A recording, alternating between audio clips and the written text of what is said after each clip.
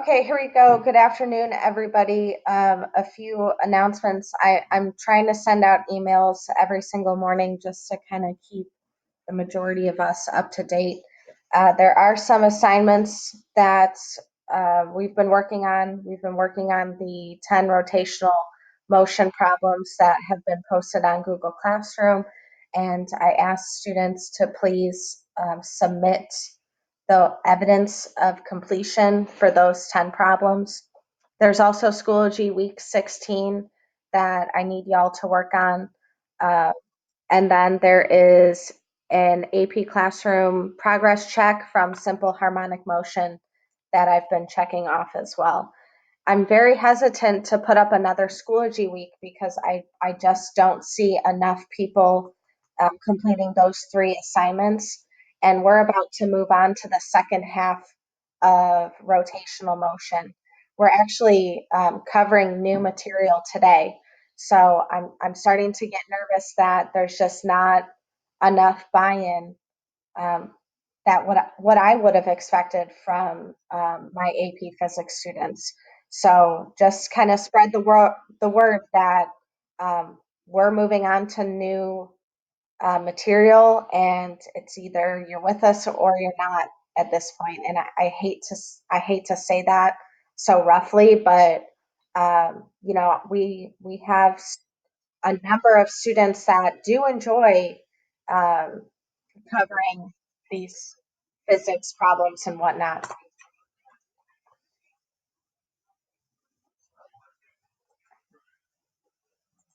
Allude, who is that?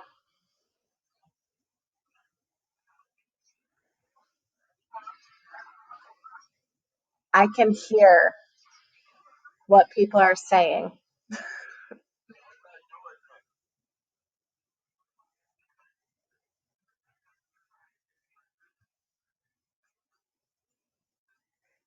I don't know who it is though that's talking. Is it Joelle?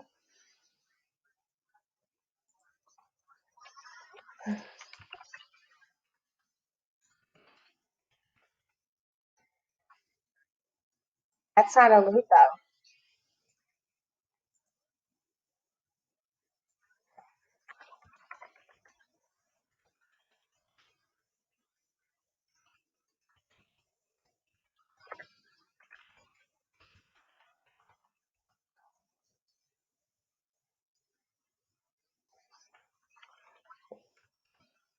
It is Joelle, huh? I know it's Joelle.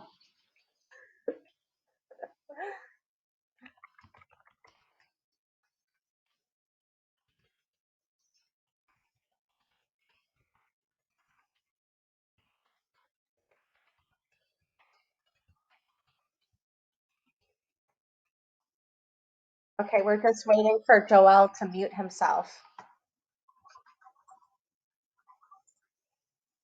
Okay, it is Joelle.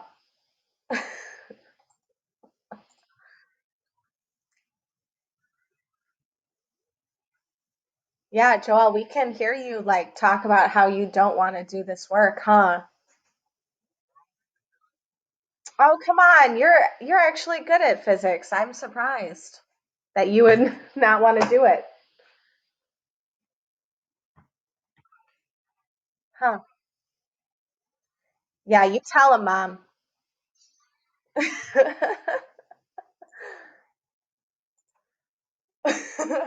Okay, let's get started. So I put up this slide because it kind of goes over everything that we've um, discussed so far. And the big connection that I hope you guys are understanding in this unit is that we're making connections between what is happening in linear or translational motion, and that we can do use some conversions to go into rotational and so forth. So, we haven't really learned any new topic. We've just been using what we already know and putting it in rotational terms. So this is a really good slide to have in your notebooks, just so you can have all the variables, what they stand for, and the units as well. Then I also added this slide with more of the equations that we've learned.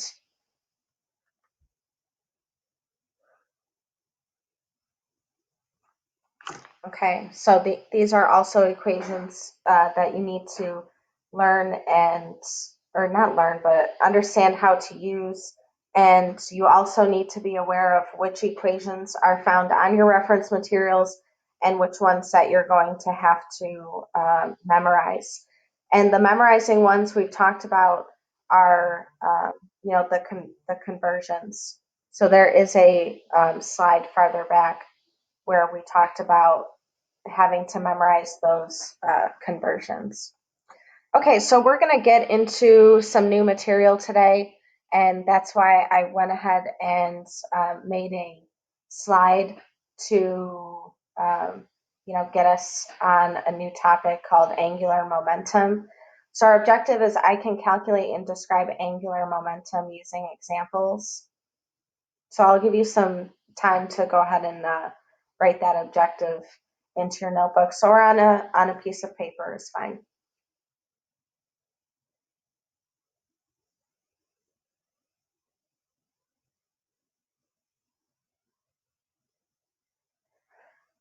So just so everyone's clear, we're in the Go Live stream, and if you have a question at any time, you can either type your question into the Go Live stream, or you can unmute yourself and ask the question.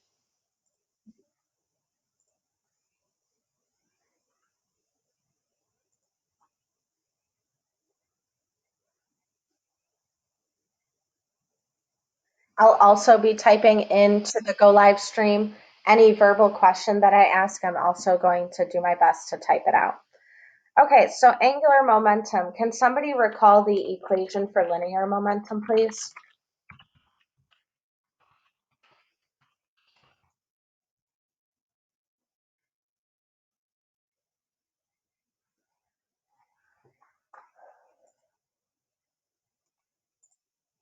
Thank you, Stephanie.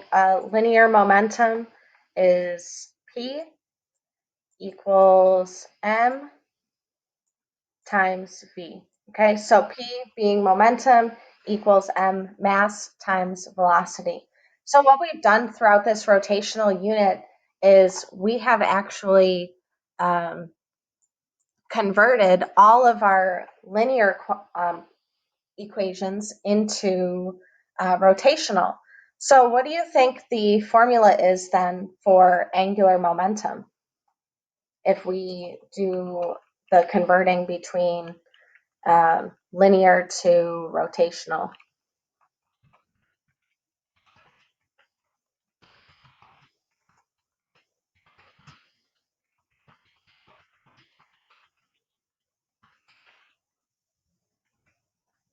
Okay, so we're predicting what the equation might look at for angular momentum. So knowing that linear momentum is mass times velocity, then what would the quantities be to calculate angular momentum?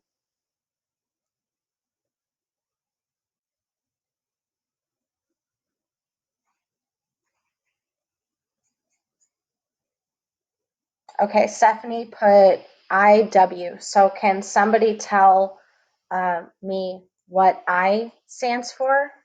And then what does V stand or omega stand for?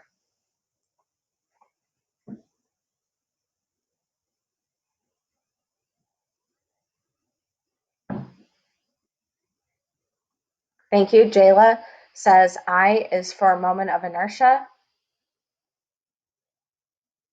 Now we need to know what W is, or omega. I gotta stop saying W, it's omega.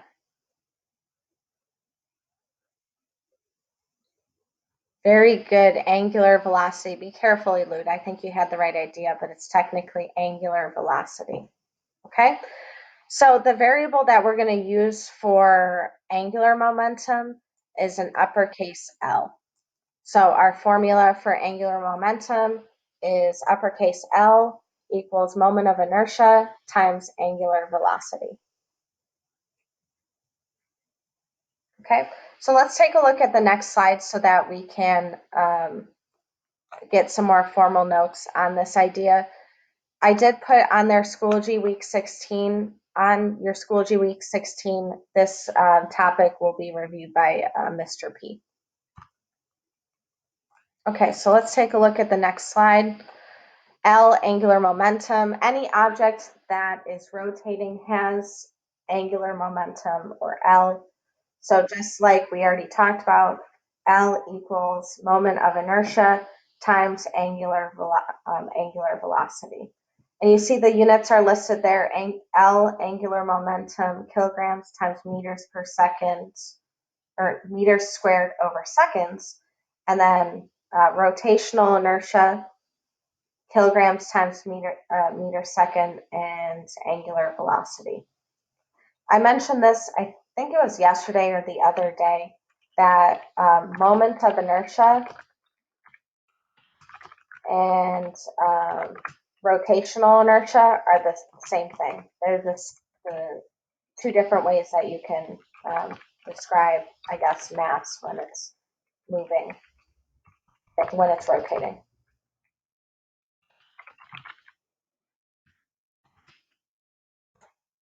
Okay, so moment of inertia equals rotational inertia.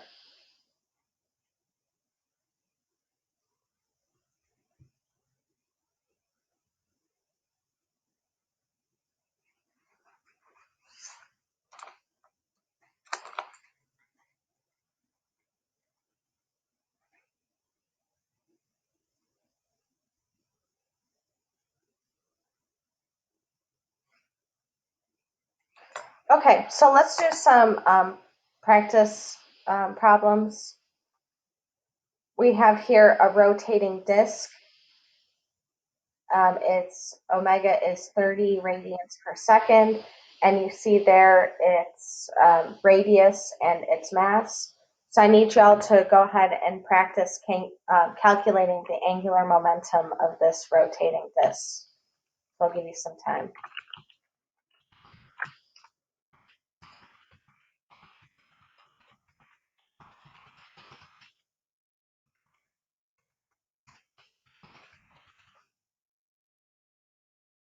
By the way, we're on slide 52 in case you're having trouble seeing.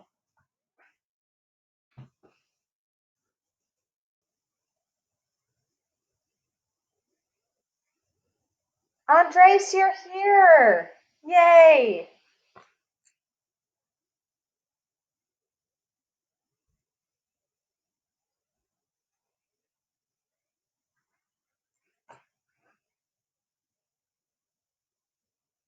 Okay, we missed you. I was concerned.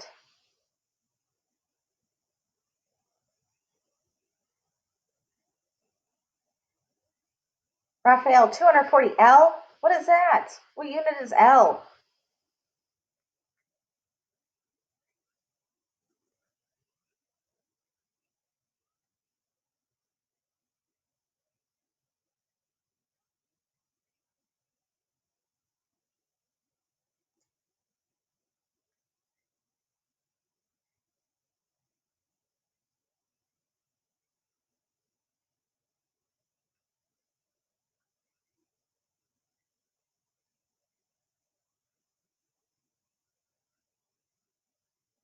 Thank you, Raphael, for fixing it.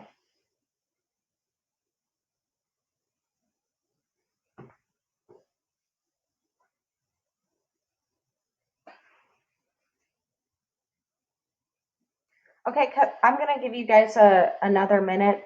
I would like somebody to share any kind of algebraic substitution that they had to do for this problem. Whether you can like take a picture and submit the work shown, that would be great if you could do that. But I just want to make sure that we're starting to agree with Gabriel and Raphael's answer and how they got it.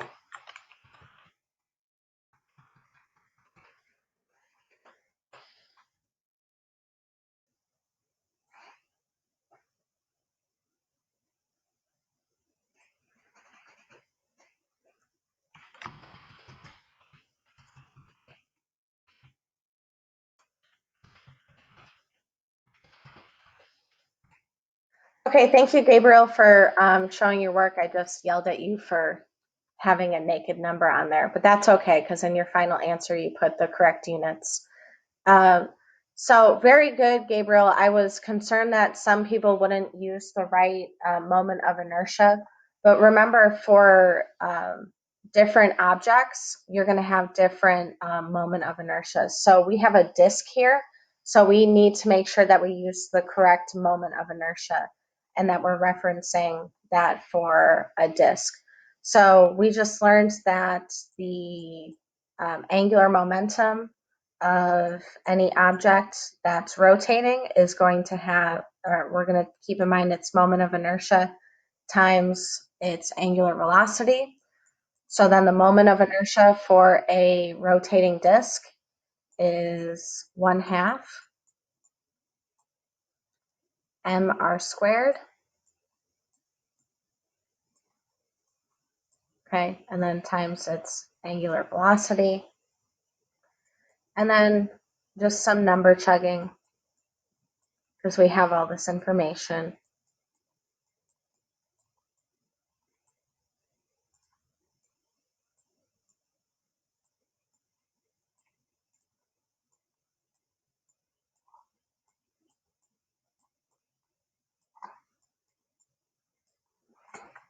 Okay, and then we go ahead and plug in all those numbers, and it's important to look at how the units end up working out. Remember, radians is not a unit, so it kind of weirdly goes away, um, and that's pretty much one of the only units that do that. So then you end up getting your answer of 240 um, kilograms times meter squared over seconds. Okay, everyone okay with that problem?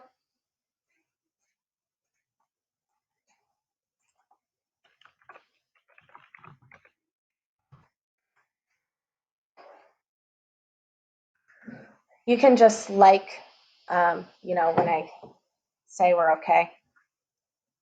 So let's do another one. Let's kind of change the object to make sure that you guys understand that your moment of inertia changes according to whatever object you have. So now we're going to calculate the angular momentum of a rotating tiny object. So we have omega is still 30 radians per second. There's the mass of the object and the radius. So go ahead and calculate the angular momentum of this rotating tiny object.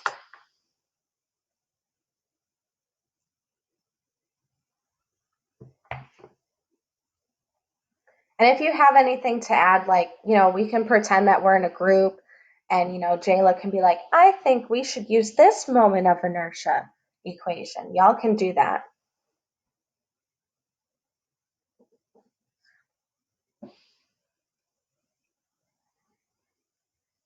Yes, Jayla, you sound like that.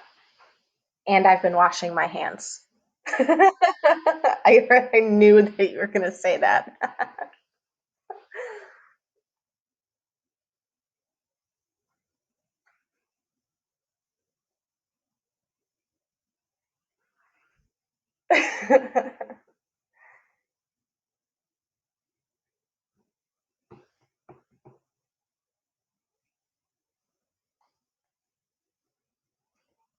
Okay, so same thing. If you want to show your work and submit a picture of what you did, but I'm now opening the floor for answers for slide number 53.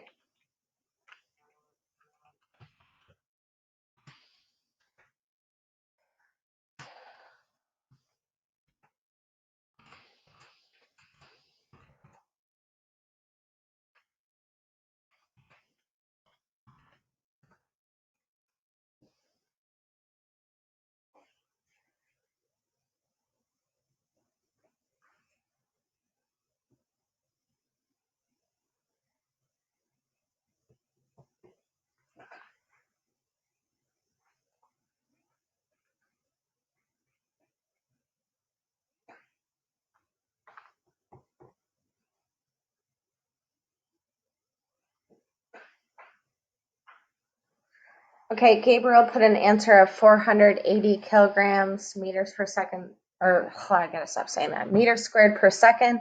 If you agree with his answer, if you can just give him a thumbs up or, you know, agree.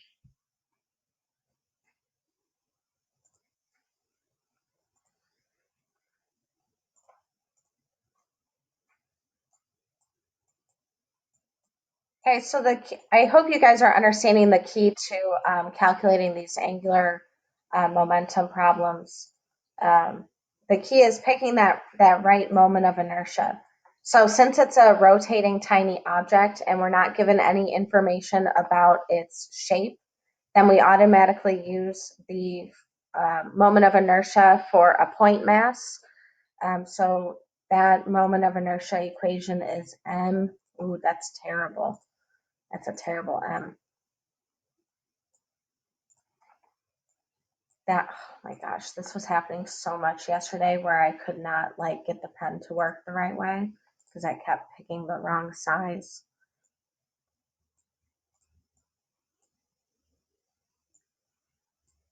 Okay, so the moment of inertia for a point mass or of any object that we don't know the um, shape of, we just go with m times r squared. So I hope you can see all the different derivations we can do here. I mean, um, we can algebraically substitute omega for a number of different things. So this equation, like all things in AP Physics, can get a little bit more complicated. So if we just number plug at this point, then you should be able to get those answers. No, the moment of inertias are not on the equation sheets. So when we were talking about these equations, it was mentioned that maybe flashcards need to be made, but I don't say this very often that you got to memorize it. Yeah, I recommend making flashcards. And I also recommend making flashcards of the conversion equations that you also don't get on the reference materials. So meaning the arc length equals theta r. After I get this slide done, I'll show you the ones that you probably need to make flashcards of.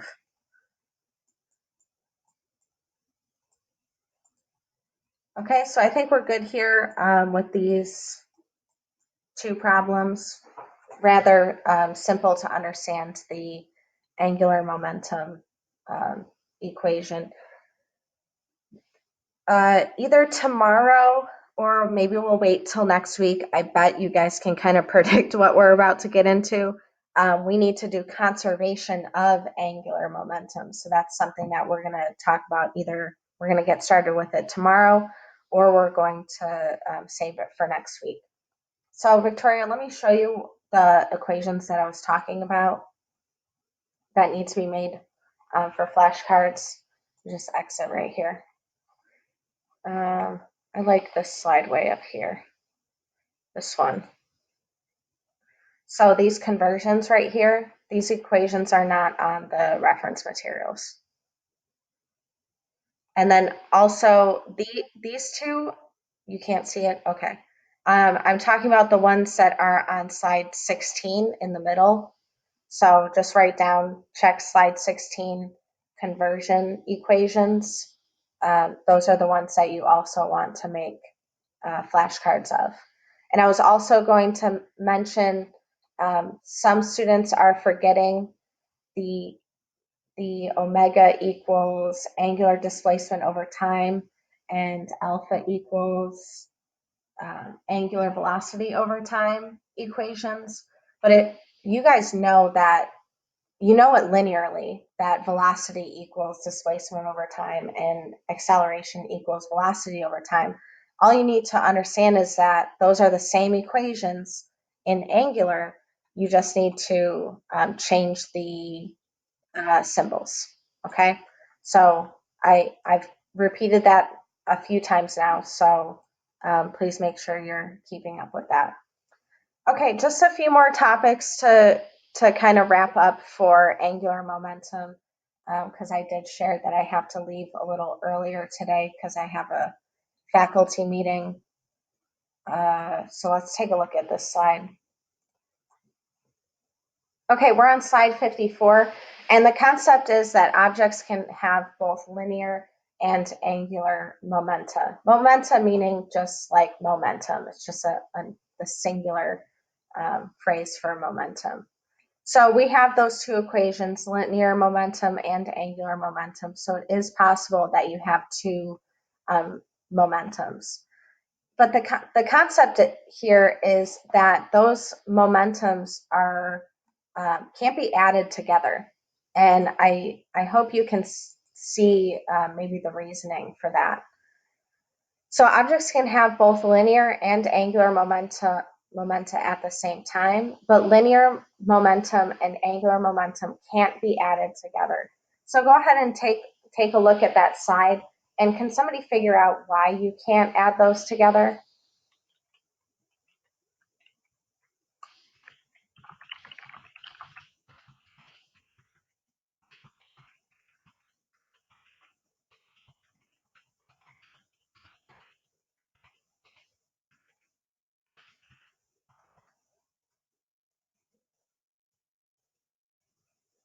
Yes, different units. So linear momentum and angular momentum have different units.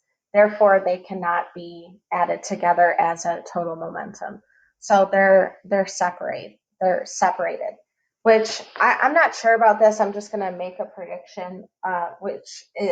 It's going to mean that when we have any kind of conservation of momentum problem, that those conservations are going to be treated differently from each other. So I'm not sure. I haven't really dove into too many of these concepts yet, but I'm just wondering, do you think that linear momentum can be transferred into angular momentum? Can angular momentum be transferred into linear momentum? I don't know. I think that's what we're going to have to figure out next week. Is there a transfer between linear and angular momentum, or are they two completely separated things? Oh, we'll see. Okay, so this is basically our concluding slide for what we discovered today. We're recalling linear momentum, and we're going to touch on the law of conservation of linear momentum. So P equals mv. We have the variables and the units. And in linear momentum, the law of conservation for it is if there is no external force on a system, the linear momentum of the system is constant. Well, now going into angular momentum, either next week or tomorrow, what do you think we could replace the two question marks with for law of conservation of angular momentum? It says if there is no external blank on a system, the blank momentum of the system is constant. What do you want to fill in for the question marks?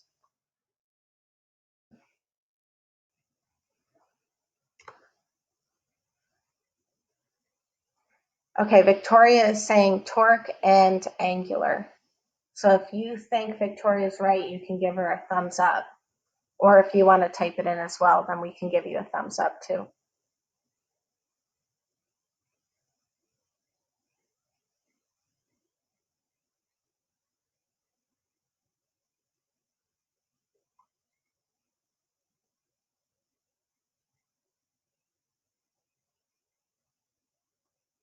What do you type if you don't know? Probably that statement. You are that guy. Okay, let's see if you're right. If there's no external torque, good, on a system, the angular momentum of the system is constant. Good job, guys. You got it.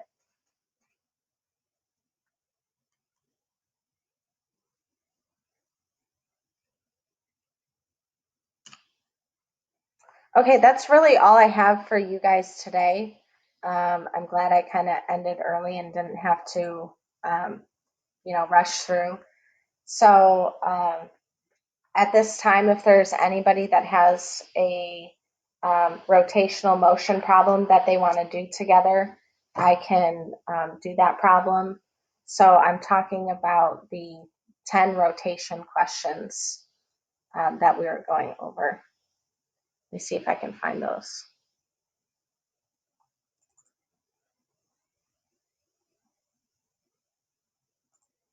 This one. These, I just shared the document with you. Those 10 questions should be submitted on Google Classroom.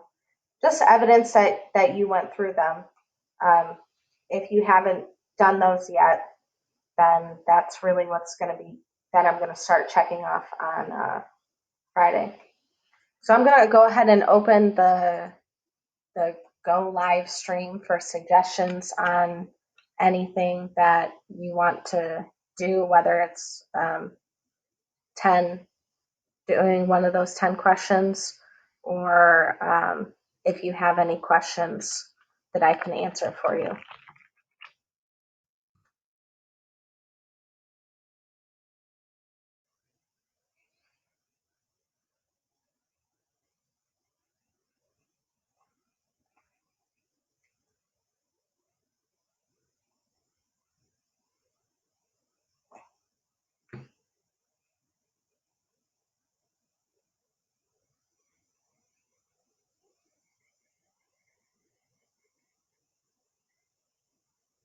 Can we do an experiment? I do have I think I can come up with some kind of experiments. Like, you want me to do it, or you want to be able to do it at home?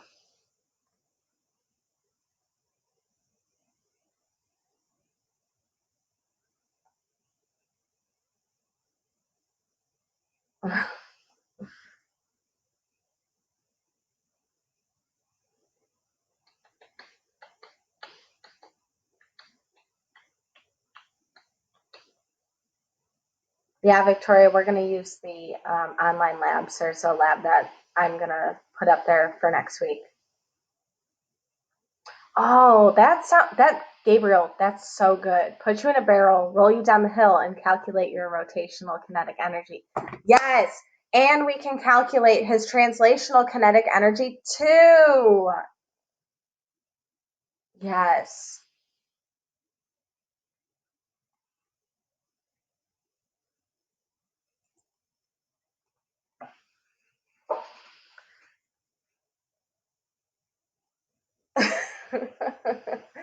Okay, so Jayla asked for a serious question. She says, workbook page 126, part C, can you explain? Okay, so let me bring that up. Don't look at my secret folders of things. I guess I can go off my screen, right? Yeah. I don't want y'all to see all my secret assignments.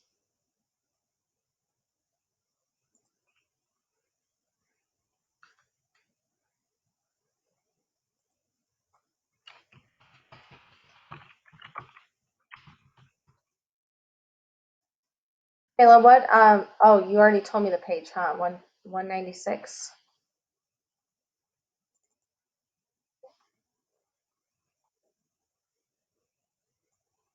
Okay, Gabriel.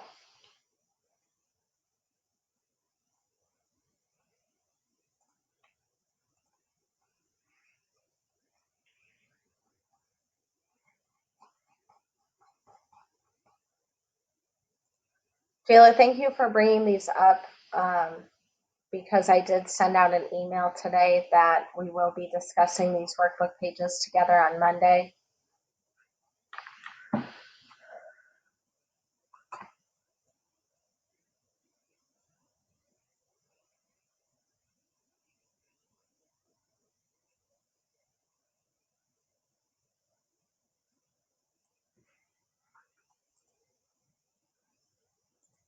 How do I zoom in? I'm like blind.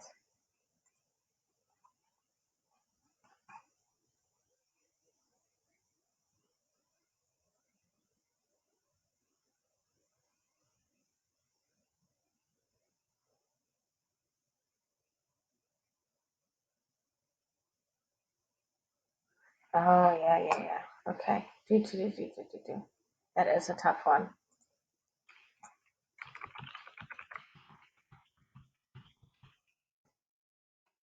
Okay, hold on. I'm just pulling it up. Oh, I forgot my screen recorder is on, so everyone's going to be able to see all my stuff. Great. Check the YouTube video later.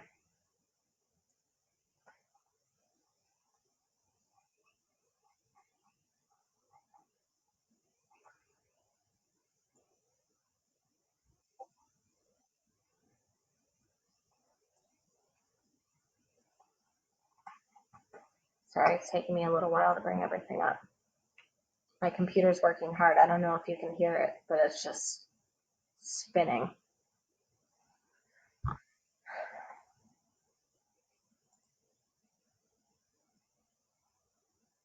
Yeah, I know I can edit it out. I just don't have the time for that.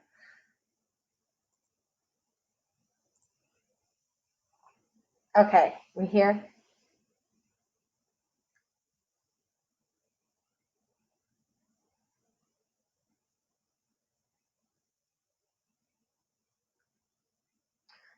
Jayla, can you verify that this is the question you wanted? Okay. So I guess we kind of have to look at um, the scenario in order to really understand what's going on in part C. It says a long rod of length L and negligible mass supports a box of mass M. The left end of each rod is held in place by a frictionless pin about which it can freely rotate. In each case, a vertical force is holding the rods and the weights at rest. The rods are marked at half-meter intervals. So we have, I guess, these 6 situations that we have to analyze.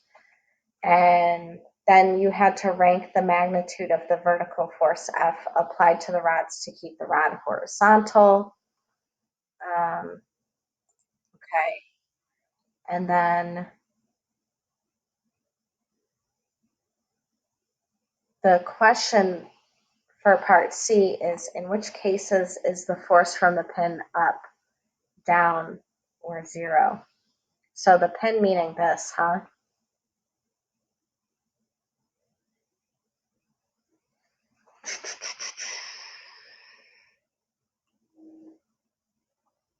So we have box. I'm just looking at scenario A. So here's the pin, right? Here's the box, and the weight of it's going down.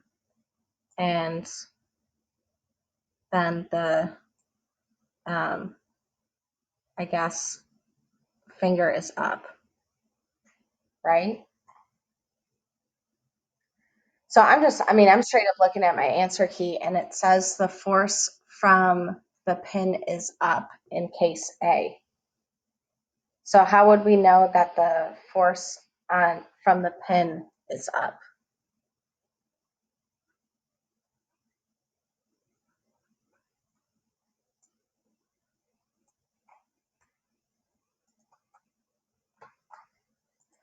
Huh.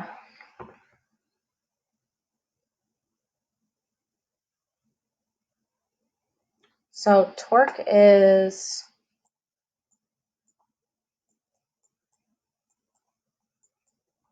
force times radius, right? And we're perpendicular here, so we don't even have to put the angle.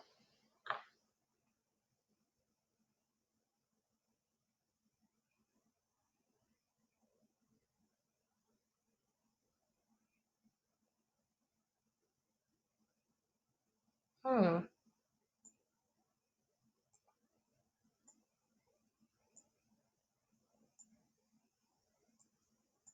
Sorry, I'm just drawing the forces to see if I can make some kind of like connection here.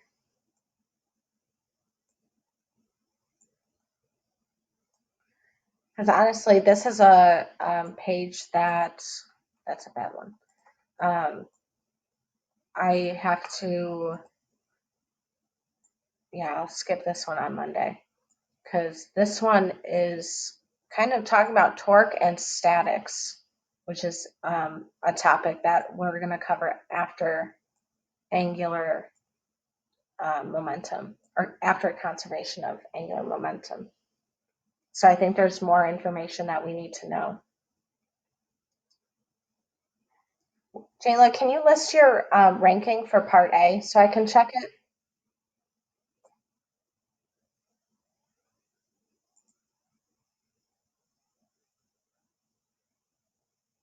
Or if somebody wants to rank them just by looking at them.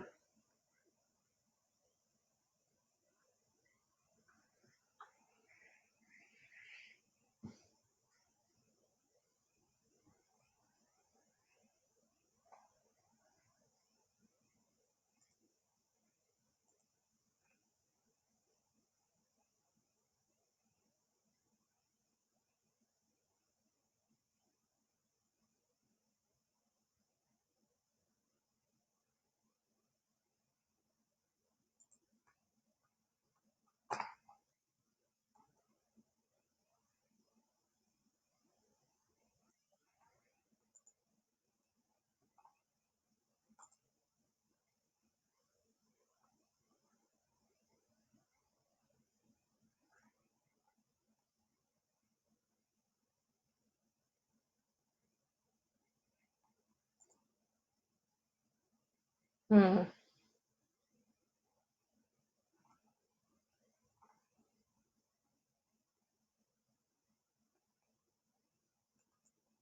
Yeah, that's A is the smallest.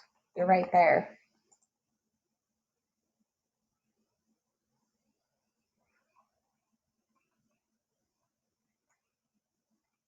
Hold on, let me write it down.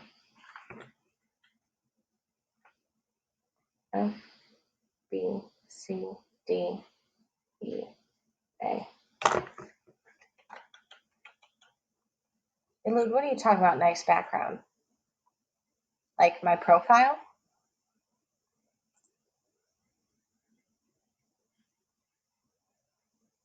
Yeah, Jayla, you ranked them right. Those rankings are correct. Yeah. Technically, the only thing that the answer key is it says F is equal to B, and then it's C, D, E. So how did you figure out the ranking of them?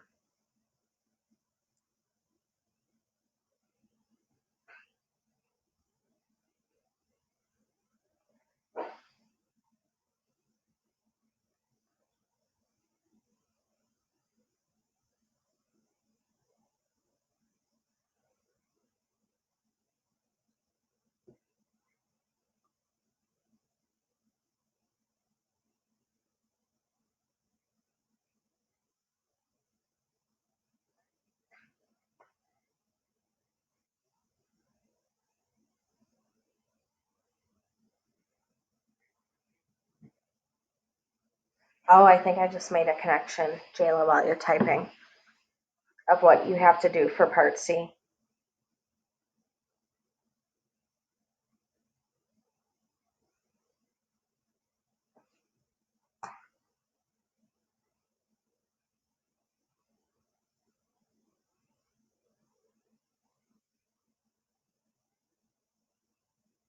Exactly. Yeah.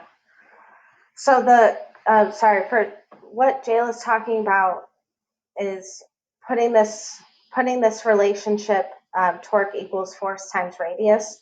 And she remembered in class of how we did the door and how it was easiest to apply a torque to the door when you are farther away.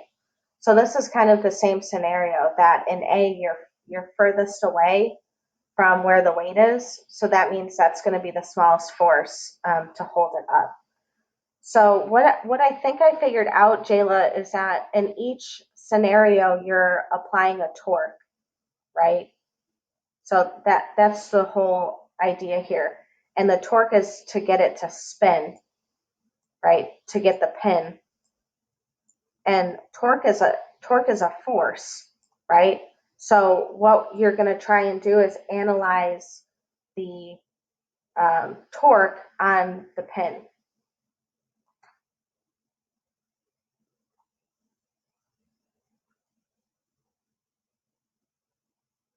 But then it's talking about a direction, huh?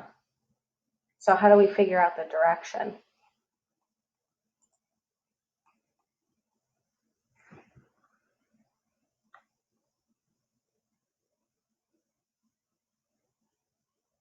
Oh, thank you, Mia.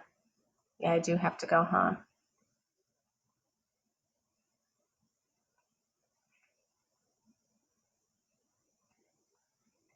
They can wait.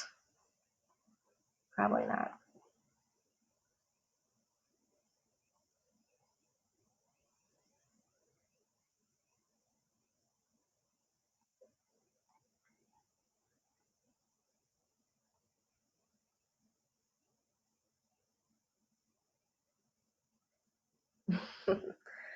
Okay, so yeah, let me just give you the answer, Jayla, and then maybe you can reason it out for yourself. So I'm just gonna write in. I'm gonna write in red what the answer is, and I'm just gonna draw an arrow on the pen. Come on. So maybe I got confused immediately because part C, in which case is the force from the pin up? I would have understood the question better if it said in which cases is the torque on the pin up or down, like meaning that the wood piece will go up or the wood piece will go down, something like that. But let me give you the answers and then see if you can reason it out. So A is up, C is up, D is up, and E is up. And then B and F are the only ones down, and there's no situation where it's zero.